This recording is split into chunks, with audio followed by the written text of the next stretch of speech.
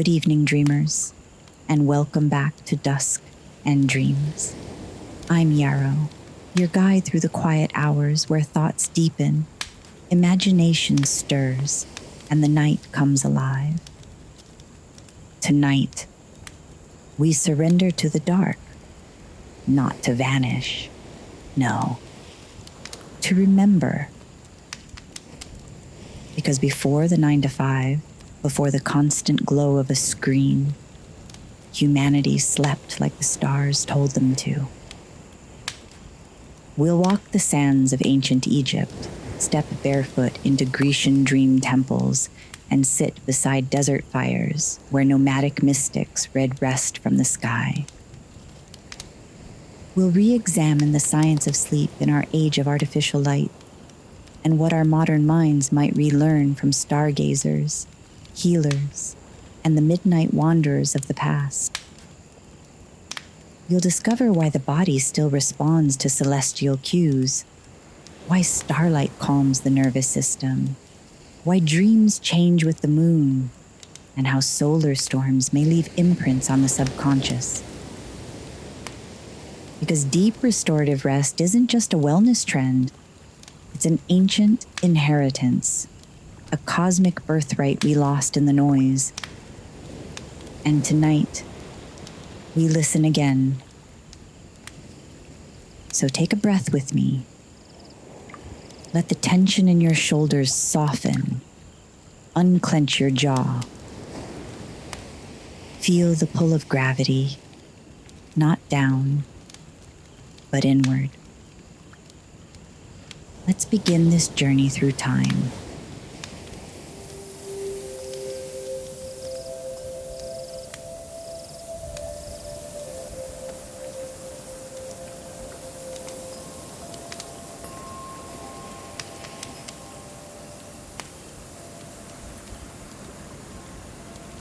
Across generations and continents, our ancestors didn't treat sleep as a chore or a productivity hack.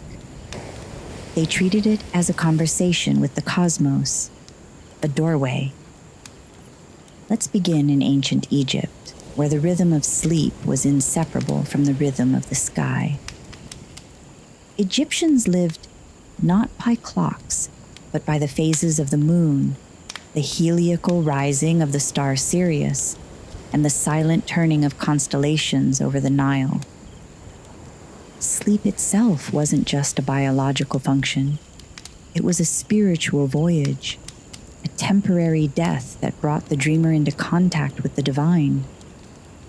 The priests of Thoth, god of wisdom and the moon, carefully aligned temple rituals with lunar cycles.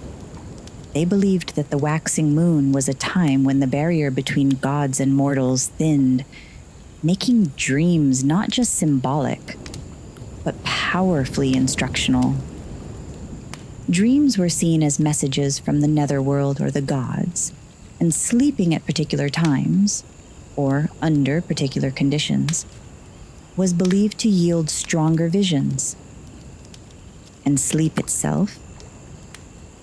In hieroglyphs, it was often shown as a reclining figure beneath a starry canopy, suggesting serenity, protection, and divine connection. The stars weren't just a background, they were guardians. Buried within some tombs and scrolls like the Chester Beatty Papyrus were dream books, early manuals for decoding the subconscious. They recorded hundreds of dream fragments and their interpretations, centuries before Freud or Jung were even whispers in the cosmos. To dream of being given bread is a good omen, it reads. To see darkness descending is a warning. To fall into a well is misfortune. To see the moon full and radiant, divine favor. In many of these texts, the full moon held special power. Sleeping beneath it wasn't just poetic. It was considered an opening, a portal. The lunar light was thought to charge the body and soul, heightening a person's receptivity to prophetic dreams. Some Egyptians even positioned their sleeping mats so their heads pointed west, toward the land of the dead, believing that sleep was a rehearsal for death and that dreams were conversations with ancestors already journeying in the Duat, the underworld.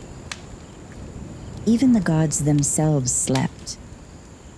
The great sun god Ra was believed to descend into the underworld each night, passing through 12 gates, one for each hour of darkness, before being reborn at dawn. To the Egyptians, then, sleep wasn't disconnection. It was profound participation. A nightly reenactment of creation, death, and rebirth. And your dreams were your ticket to take part in that powerful cosmic cycle. Now cross the sea to ancient Greece, where sleep became architecture and dreams were medicine. Among olive groves and stone columns, there stood sanctuaries dedicated to Asclepius, the god of healing. These weren't just temples. They were sacred healing centers, sanctuaries for the soul. Pilgrims came from all corners of the Hellenic world. The afflicted, the grieving, the sleepless. They came seeking not a physician's hands, but the quiet whispers of the divine in their sleep. This sacred practice was called enkoimesis, or incubation. It began with purification, fasting, prayer, bathing in sacred springs under moonlight. Then they would enter the abaton, a dark, enclosed chamber designed not for comfort, but for clarity. No distractions, just stone, silence, and sky. There, they would lie down, waiting for sleep, and for a dream that was not their own. In those chambers, it was believed that Asclepius himself might appear, often accompanied by a serpent, not to frighten, but to transform. The snake, sacred to Asclepius, symbolized healing, rebirth, and wisdom, and in the hush of night, they were said to move freely through the temple. Not just decoration, not metaphor. Real serpents gliding across cool marble, brushing against the feet of those who slept, marking them, some believe, as chosen. If the god appeared, he might perform symbolic surgery, whisper instructions, or simply radiate a light that cleansed the body from within. Others dreamt of being led into water, or fed celestial herbs, or touched gently by glowing hands. And when the dreamers awoke, they often found themselves healed, or at the very least, profoundly guided. These weren't placebo dreams. They were soul strategies, wrapped in symbol and myth. A new prescription from the stars. Eat figs and walk more, one dream said. Sleep on your left side, speak your grief aloud, then drink from the spring, said another. Even today, archaeologists have uncovered hundreds of inscribed marble tablets in these temple sites, records of healings, dreams, and transformations. Testimonies of those who slept with intention and woke with wisdom. The Greeks did not see dreams as illusions or mental noise. They saw them as vital bridges between body and cosmos, maps written in moonlight. So tonight, when you close your eyes, what architecture might your dreams build? Meanwhile, far from temples or pyramids, in the stone cottages of medieval Europe, the night had its own rhythm. A rhythm not of 8 uninterrupted hours, but of 2 acts, 2 sleeps. It began with first sleep, primo somno, which settled in just after dusk. As the sun dipped below the hills and hearth fires crackled low, families would wind down not with screens or endless noise, but with simple, quiet practices of rest. A psalm, a story, a shared breath under furs. Sleep came swiftly in the absence of artificial light, drawn not from exhaustion, but a natural alignment with the night itself. Then, sometime near midnight, eyes would flutter open. But this was not insomnia. It was expected, normal, natural. There was even a name for it: the watch, or the midnight waking. And what came during this hour was something precious, unclaimed time, a pause between worlds. In this in-between space, people would tend to animals or embers. They might write, pray, or wander the edges of their thoughts by candlelight. Others used this quiet hour for intimacy, a soft space where lovers met not in urgency, but in the hush of shared breath. And two, this time was for reflection, to share stories, and to listen for wind in the thatch or owls in the trees. The darkness was not feared. It was filled with presence. Physicians of the time even recommended that this midnight wakefulness was the most fertile time for conception, as the body was warm and the mind unburdened. Then came second sleep, a deeper, often more vivid stretch of rest that carried people into the early dawn. And with it, dreams, symbols, and healing. By sunrise, they rose not from fragmented slumber, but from a complete cycle, one that mirrored the natural dips and flows of the night. This pattern didn't vanish with a single invention. It faded, slowly, extinguished by candles, gas lights, and finally, electricity. By the industrial age, sleep became something to fit into a schedule, a necessity, a box to check. But our bodies still remember. Modern sleep researchers have found that when people are removed from artificial light, they naturally begin to revert to segmented sleep. The old rhythm is still in us, tucked in our circadian DNA like a myth waiting to be reawakened. So if you wake in the night, don't panic. You're not broken. You're ancestral. That space between sleeps, it might just be a profound gift. Now let's journey south to the rolling sands and velvet dark skies of the Sahara and Arabian deserts, where sleep, like life itself, was shaped by wind and star. Among the Tuareg of North Africa and the Bedouin of the Arabian Peninsula, rest was not confined to a single window of time. There were no chiming clocks, no bedtimes. Instead, these nomadic peoples moved in harmony with the elements. Their sleep was a quiet conversation with heat, shadow, and starlight.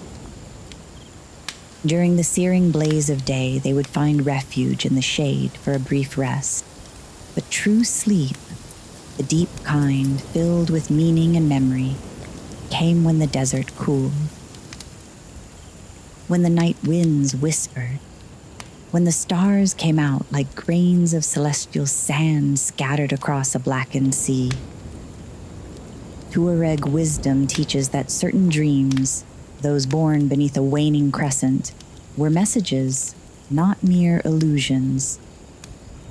Rather, they were important signs, omens, especially for leaders and pathfinders. who might awaken with a knowing they hadn't had the night before.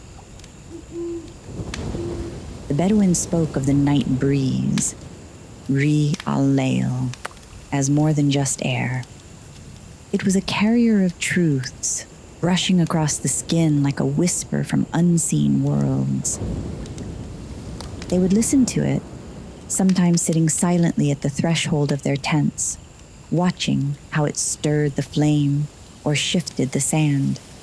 To dream in the desert was not escapism. It was navigation, a nocturnal compass, etched in metaphor and moonlight. And when they woke, if they had dreamt under a clear sky or felt a shiver with no wind, they would often change course, a detour, a delay, a decision made not with maps, but with an intuition drawn from the profound silence of stars. This wisdom still breathes in desert traditions today. It's in the way a traveler lays out their mat under open sky, in the songs sung to the stars before rest, in the quiet knowing that night is not the end of the day, but the beginning of something truer. Now lift your gaze to the highlands, to the Andes, where the air grows thin and the stars feel closer, like old friends who remember your name. In remote Peruvian mountain villages, sleep was not simply rest. It was a profound exchange, a time when humans met the spirits in quiet communion. The Quechua people believed that sleep aligned with the moon wasn't just restful, it was transformational. Each phase of Mamakila, the Moon Mother, brought with it a different form of Kausei, that vital life force that animates all things. A waxing moon was for growth and courage. A full moon was a portal for connection and clarity. And the waning moon, a time to release, to let go of burdens and receive healing visions in the liminal dark. Elders in these villages often acted as dream interpreters, especially during planting and harvesting seasons. They would ask the young adults to share what they saw in sleep and use that knowledge to make decisions for the community.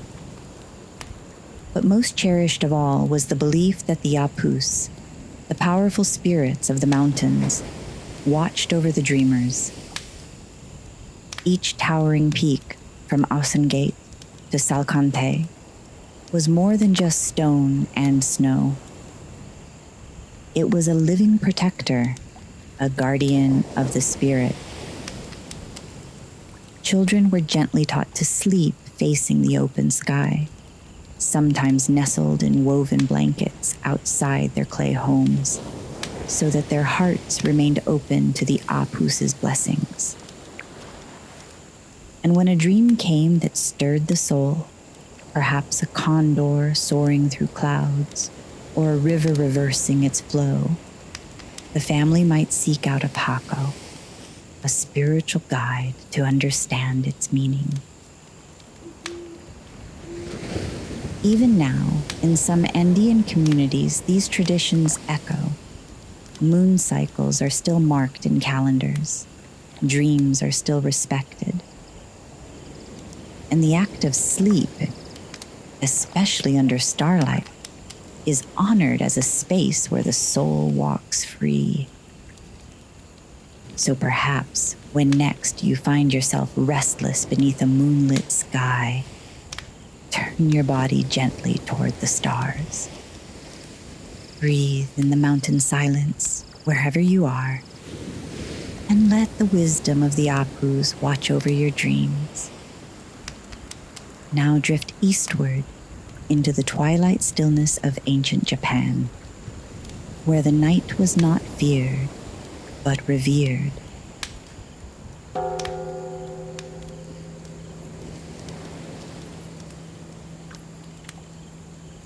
You may have heard of Shinrin-yoku, forest bathing, as a modern wellness practice, but its roots run deep. and deeper still into the forested heart of night.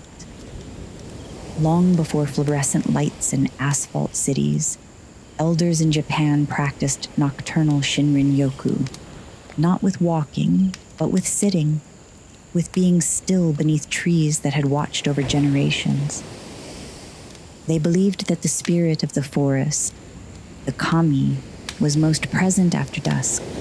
There was no ritual, just presence, and the gentle discipline of listening to what the dark had to say.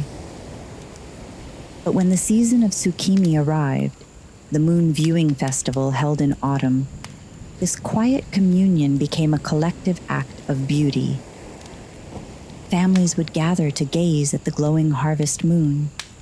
Offerings of dango rice cakes and pampas grass were laid out not just for visual beauty, but to nourish the moon spirit, to express gratitude, and to invite peace into the home. And during Tsukimi, it was believed that to fall asleep beneath a tree, bathed in moonlight, was not careless, it was cleansing.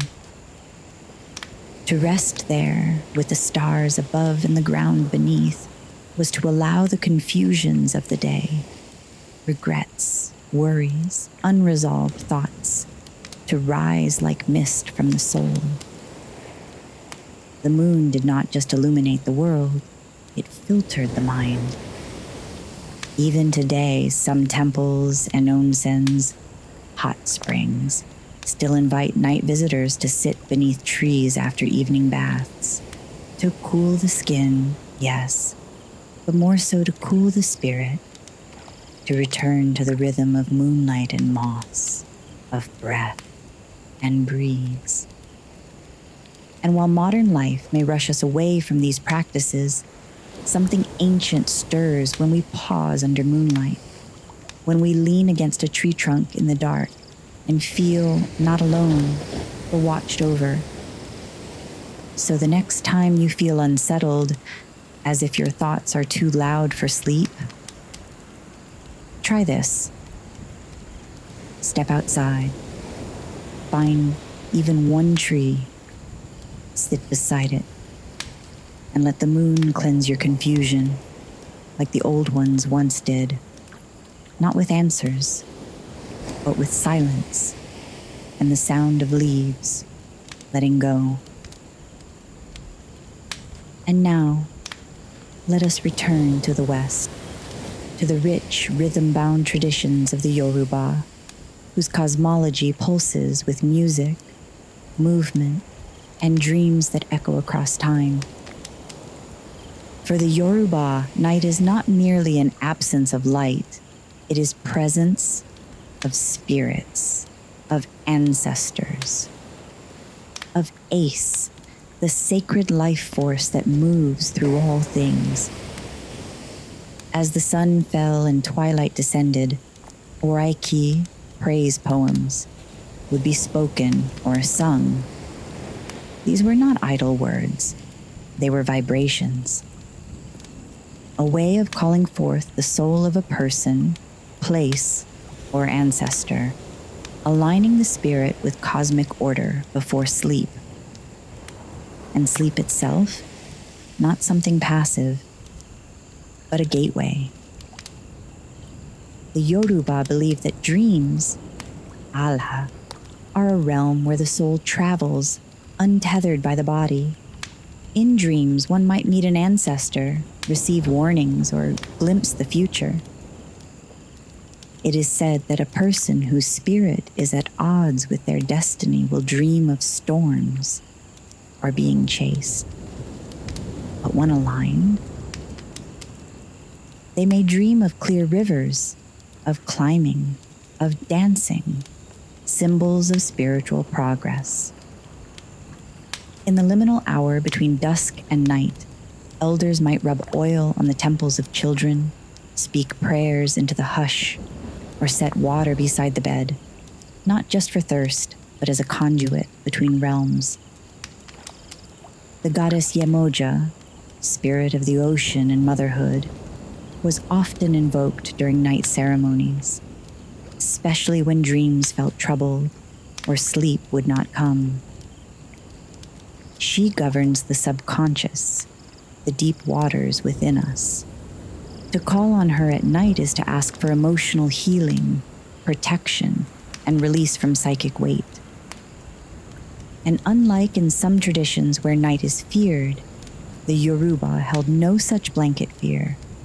With proper protections, spoken words, offered food, or simply the presence of community, sleep becomes a profound voyage, not a vulnerability.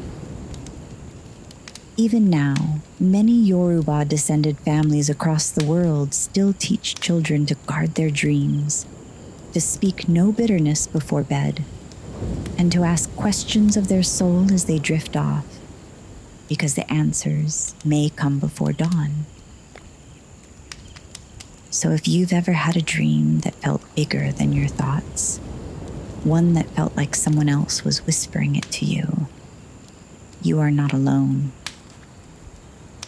The Yoruba would say Yorori, your higher self was speaking, and sleep was just the space it needed to be heard.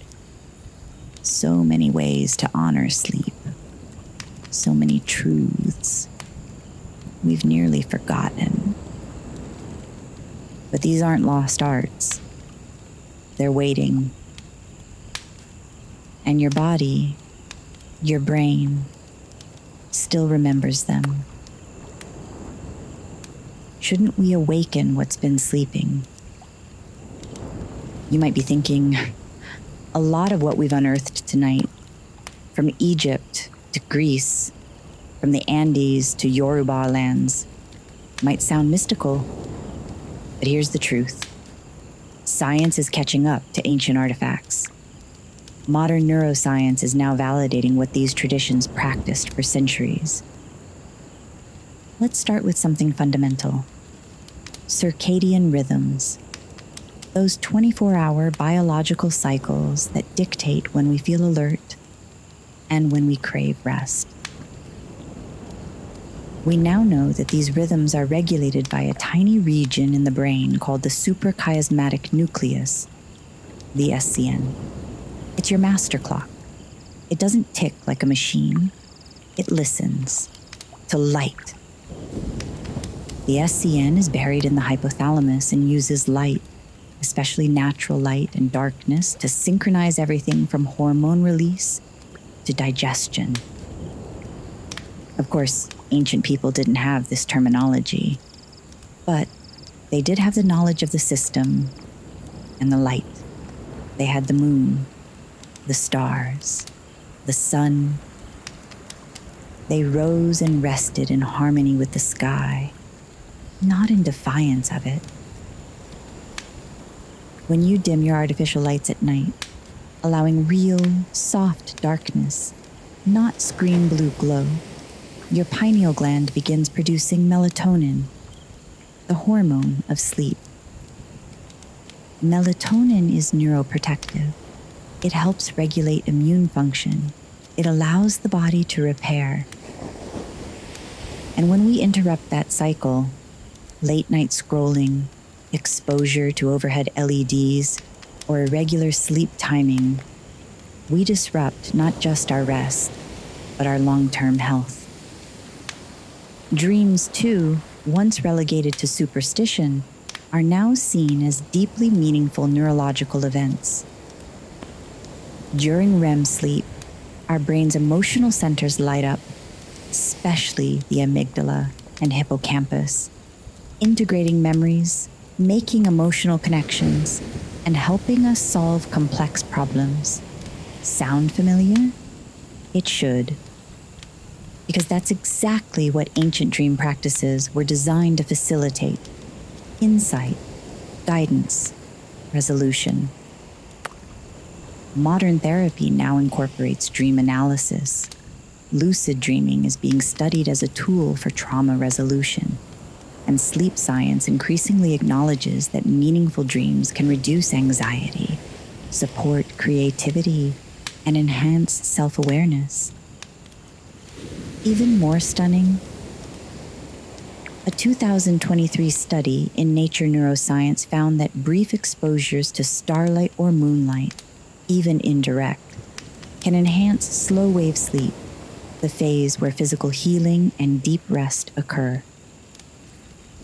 Another study in Chronobiology International revealed that individuals who spent 10 to 20 minutes outside at night, under natural sky conditions, had more consistent sleep cycles and reported lower levels of depression and anxiety.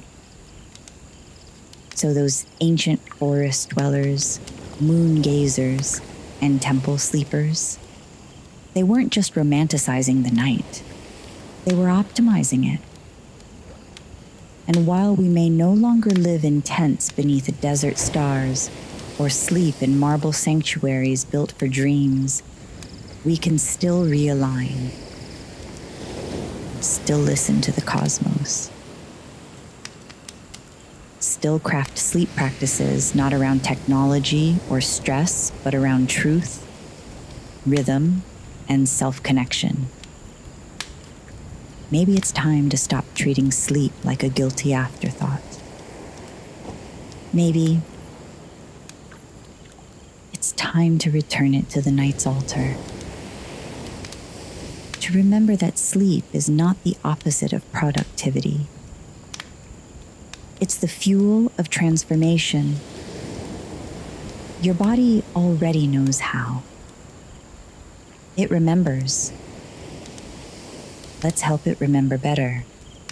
Modern life has shattered the gentle practices that once cued our bodies to let go. But those rituals, they're not lost. They're waiting for us to reclaim them. If you've ever felt like sleep is something you fight for, instead of fall into, you can craft your own nightly rhythm, not just for better sleep, but for deeper connection to yourself, to your past, to the stars, by combining modern neuroscience and the ancient wisdom. Here are some ideas on how to reclaim your cosmic sleep inheritance. 1. Prepare the body like a temple. Think back to the Greeks, bathing before sleep, or the Tuareg, cleansing in silence before lying beneath the stars. You don't need incense and marble halls. You need intention. A modern reframe: take a warm shower by low light. Apply lotion or oil slowly as a tactile meditation. Wear something soft that tells your nervous system, we are done for the day. Dim every light in your space, or use only candlelight for the final 20 minutes. This is not about beauty, it's about biology. These signals tell your SCN, sleep is coming, safety is near.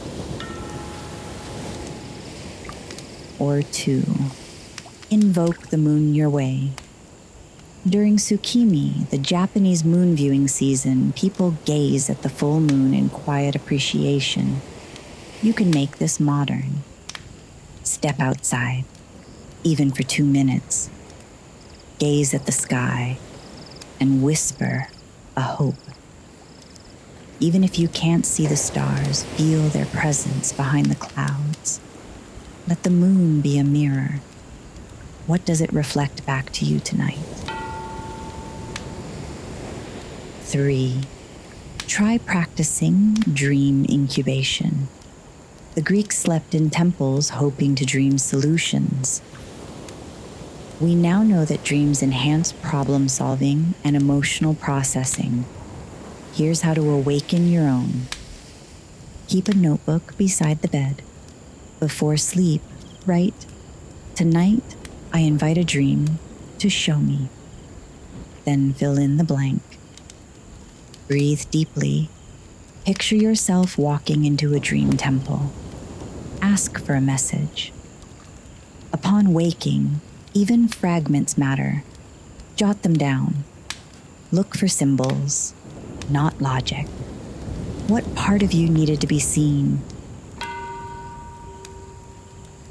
4, You could create a first sleep, second sleep break, inspired by medieval rhythms. If you naturally wake in the night, don't panic. This is ancestral. Instead, light a candle, stretch, or breathe. Read a page of poetry, sip warm tea, or simply sit in silence. This mid-sleep interlude can become a portal between worlds, between dreams. Your second sleep may hold even deeper rest. Or 5. Try the stargazer's breath. If you're simply too wired to sleep, lie down. Imagine you are in a high valley, far from any city. The stars above you stretch forever. You see the Milky Way as your ancestors did, a river of light across the sky. With each inhale, gather stardust in your chest. With each exhale, release everything that doesn't serve your rest. Repeat to yourself, inhale, light. Exhale, release. 10 breaths is enough to begin the descent into true night. Because when your body knows what comes next, it can soften. And when your spirit is honored, it can truly roam. Try one or try all. It is, of course, totally up to you. But I do encourage you, dear listeners, to try one.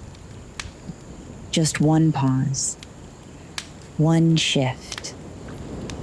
I know that when I started to make these changes toward rest as reverence and included regular nightly practices or rituals into how I marked the shift from one state to another, from waking to rest, from noise to stillness, from scattered to serene, the difference it made was profound. As we've seen both tonight and in previous episodes, the cosmos has always been a mirror for the human psyche. The ancient movements of the moon and stars were a way for our ancestors to externalize their internal state, to understand their own cycles of growth and rest, fear and courage. They knew that by looking up, they could better understand what was happening inside. The stars and the moon don't just exist outside of us. They are woven into our very being. The gravitational pull of the moon affects not just the tides, but also our emotions and sleep cycles. Our ancestors understood this connection on a primal, intuitive level, long before they had scientific terms. So tonight, if you're wide awake at midnight, step outside, or open a window, or simply imagine the stars above your ceiling. Breathe. Name one thing you're releasing, one thing you're inviting, and let the sky carry both. Let's prepare to enter this space together. If you're able to, I invite you to gently lie back. If you're on the move or you can't close your eyes, simply find a comfortable stillness and let your imagination take hold.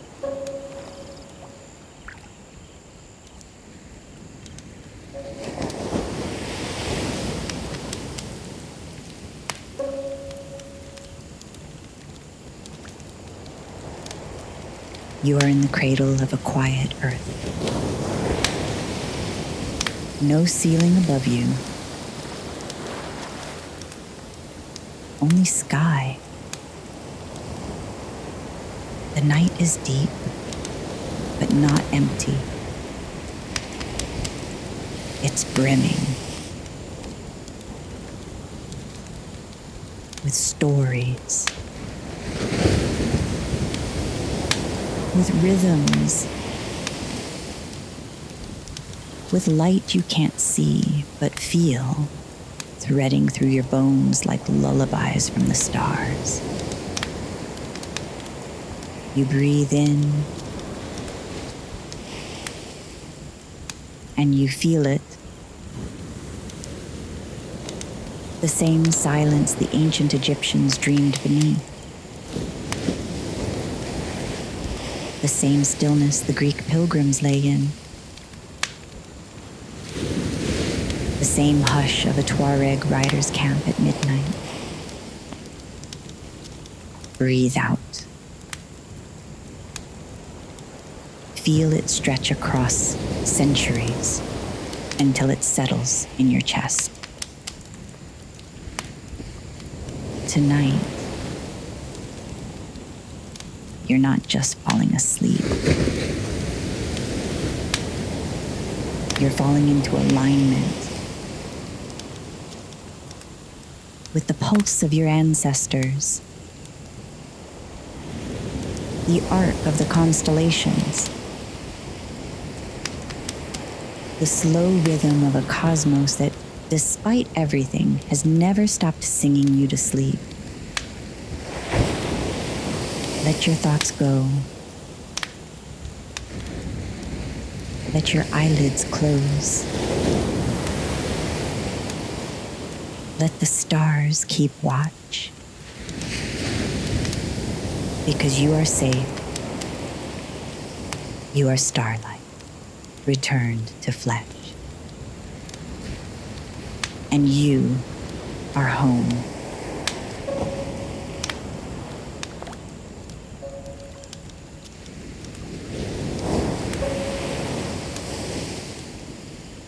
As you gently return from that space, know this feeling of peace is something you can carry with you. Not everything in life needs solving. Some things just need starlight. Thank you for joining me tonight on Dusk and Dreams. I hope this episode offered comfort, clarity, or maybe even a new idea to weave into your evening rituals. If the wisdom of the ancients or the science of the stars connected with you tonight, I'd love to hear about it. Feel free to share your reflections or your favorite rituals with me. Together, we can continue to explore the hidden mysteries and epic stories of the night. Speaking of epic stories, this Friday we follow the sound beneath the surface into moonlit waters, haunted coastlines, and myths that sing in the dark. From Greek sirens to Celtic selkies and the seductive voices of Filipino Encanto, we'll explore the legends of beings who lure by song and ask, is it danger we're hearing, or a forgotten part of ourselves calling us home? Prepare for a tale of beauty, longing, and the peril of not listening closely enough. And then, next Tuesday, we're turning the tables on tech. Because while screens might disrupt your rest, there are tools that can help you heal it. We'll explore modern apps, devices, and sleep aids that support natural rhythms, reduce anxiety, and reconnect you with the rest your body remembers. And of course, we'll pair it with timeless advice from ancient traditions, incense, cycles, sacred timing, and the wisdom of when to truly power down. Because in a wired world, rest isn't just necessary, it's revolutionary. It's been a privilege to guide you through another night on Dusk and Dreams. If this podcast helps you find peace, spark creativity, or simply offers a moment of captivating escape, please consider following or subscribing wherever you listen.